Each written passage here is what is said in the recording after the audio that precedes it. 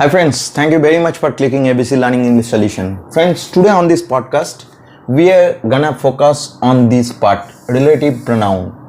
My dear friends, this part is very much important for any kind of competitive exam. And so many questions are set from this part. So we should learn it or we should know it very carefully. Actually, we have to handle these types of questions in any kind of competitive exam. Friends, first of all, from this part it is clear that it's a pronoun. You know, my dear friends, pronoun used instead of the noun. We all know it. And relative. And you know the term relative, the verb term is relate. So obviously it relates with the other words. It relates one word to other word or one clause to another clause in a sentence. This is the meaning of these terms. Now, first of all, I would like to say you these types of words are called relative pronouns. Who, you can write down whom, you can write down whose, you can write down which, you can write down that. These 5 words are the basic relative pronouns. My dear friends, this term may be used for making a question. Whenever it is used for making question, just like this one, who is playing in the field? Who is playing? Here, this term is used as the subject and it is an interrogative pronoun. Here it is an interrogative pronoun. It's not a relative pronoun here. My dear friends, in English language, the same word is used in different purposes, in different forms. So we have to know the difference between these things. Here it is an interrogative pronoun. But my dear friends, here in this sentence, this word is not used for making a question. Here it is called relative pronoun. Now, why it is called relative pronoun, I am going to discuss. Now, there are some other relative pronouns, some compound relative pronouns are there, you know, about whoever, whomever, whosoever, whatsoever, all these things are compound relative pronoun. We are not gonna focus this part. We are just gonna focus this part only. So here, this part is relative pronoun. And what this term does in a sentence? My dear friends, this word always relates the words which is preceded it. Preceded it means just before these words. So who is the relative pronoun and just before this one there is a noun. Boy, it's a noun. We all know it's a noun. That means this word is relating this noun with the other words in the sentence. With the other words, actually this is the entire clause who is wearing red shirt. Up to this one, it is the relative clause. So this term relating this part and the other part of the sentence. This is the main activity of the relative pronouns. My dear friends, actually the relative pronouns acts 2 different activities in a sentence. The first thing is that they replace the noun. They replace the noun. Replace the noun which is mentioned earlier. Here, my dear friends, this part is referring this noun.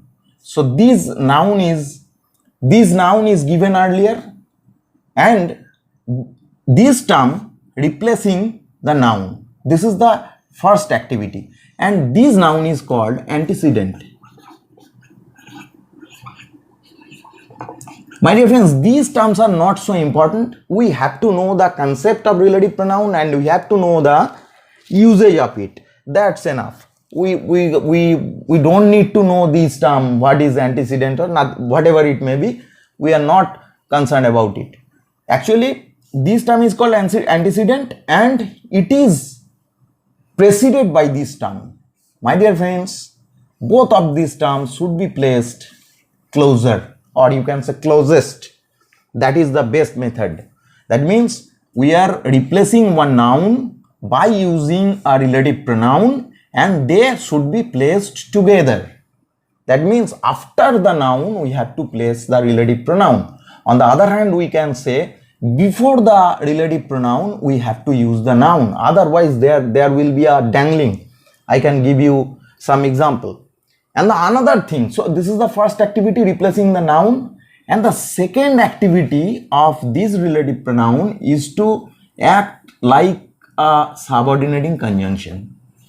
My dear friends, it's a relative pronoun and it behaves or acts like a subordinating conjunction in a sentence. Subordinating conjunction means it always form a dependent clause. That means after subordinating conjunction, you have to use one subject and one finite verb. This is the most important thing. So it will be a dependent clause or the subordinating clause, and before that there is a principal clause. And these subordinating conjunction join these two separate clauses. That's why sometimes this clause is called relative clause. This is also called relative clause. Or my dear friends, whenever this part is saying something about a noun, obviously it will this subordinating part will give you some extra information about a noun or some special information about a noun. So obviously it will act like an adjective. And sometimes that's why it is also called adjective clause. My dear friends, an adjective clause, if it starts with a relative pronoun, at that time it will be called relative clause. So this is the important thing. My dear friends, here one thing which is very much important and very important for the competitive exam, that is the agreement of the verb. Here this is the verb.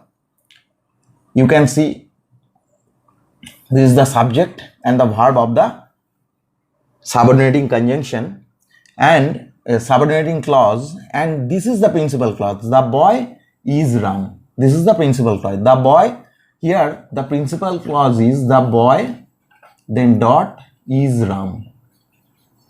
My dear friends, this verb and this subject must be agreed according to the system. I'm just gonna give you one example. Let's look at this. We make different types mistakes by using the verb. Friends, let's look at the example or the difference between these examples. The girl who was naughty.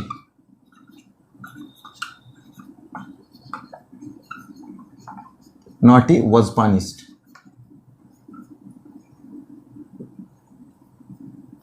Here in this sentence, this is the first one. I am writing down the second one. The girls who were naughty were punished.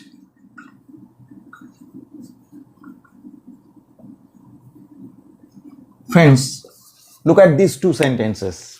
In the first sentence, I have written the girl who was naughty was punished, and in the second sentence, the girls who were naughty were punished. Look at this part. Here, this is the principal clause. The girl were punished. Here, the girl was punished. This is the principal clause, and this part is the subordinating clause. Friends, this is the relative pronoun. And after that we have used one verb, and before that this is the antecedent, this is the singular form, so we have used the singular verb. The same thing here also. Here in this sentence you can see the girls. This is the antecedent of this relative pronoun and this is plural, and that's why we have used the plural verb. We have to use the plural verb. We have to agree the verb according to the antecedent. This is the most important thing. I'm just gonna give you one example. Let's look at this. Here I am writing down, it is I who, then blank space, then punished. My dear friends, basically this is not a noun, this is a pronoun, you know it. But in this structure, we have to agree this verb according to these antecedent. Actually, these types of sentences are called cleft sentence.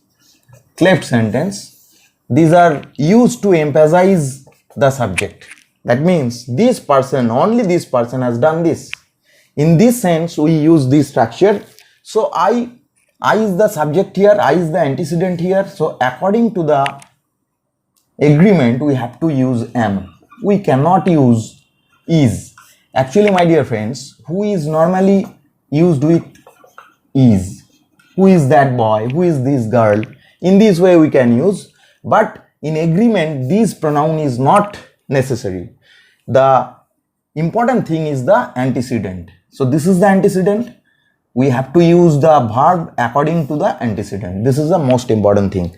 My dear friends, let's look at the other examples. Friends, it is you who, then blank space, broken the glass. Look at this one.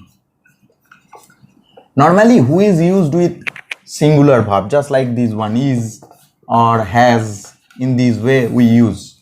Who has done this? Who is going there? In this way we use this term, but this term in this agreement, this term is not important. Here the important thing is the antecedent.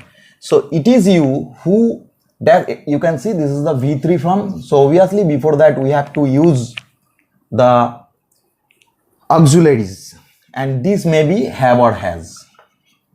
Have or has. And my dear friends, here you is the plural form, and in nature, by nature you is plural, and we use have with it. So here we have to use have. We cannot write down who has broken the glass.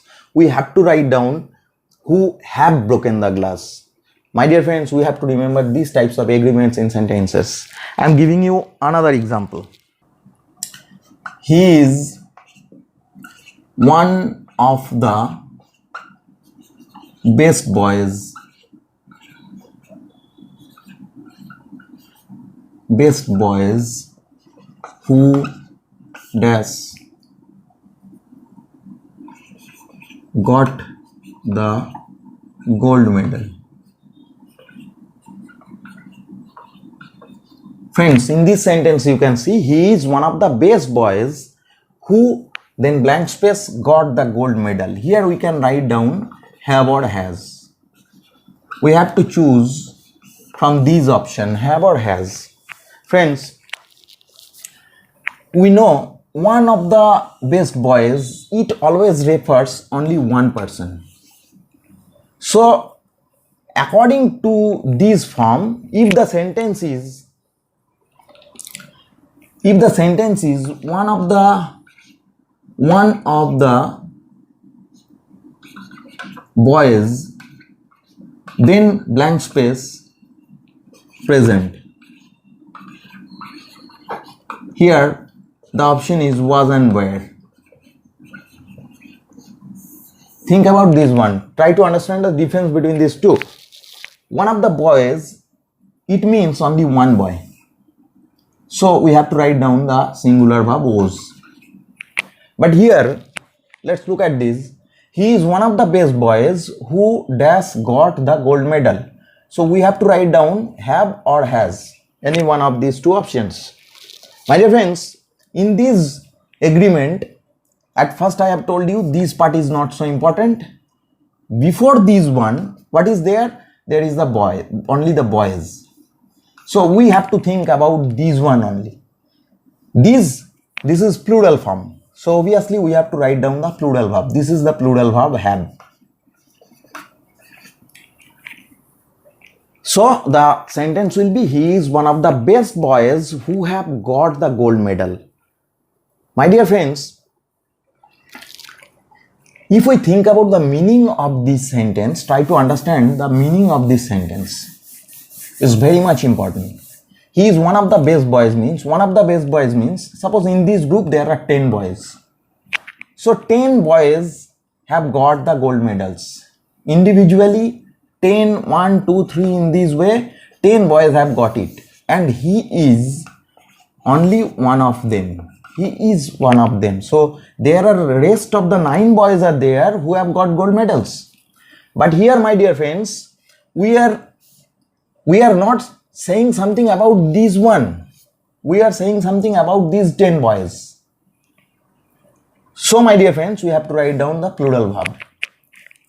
And it can be changed. It can be changed. My dear friends, I'm just gonna change the sentence a little bit. Let's look at this. If the sentence is written in this way, he is only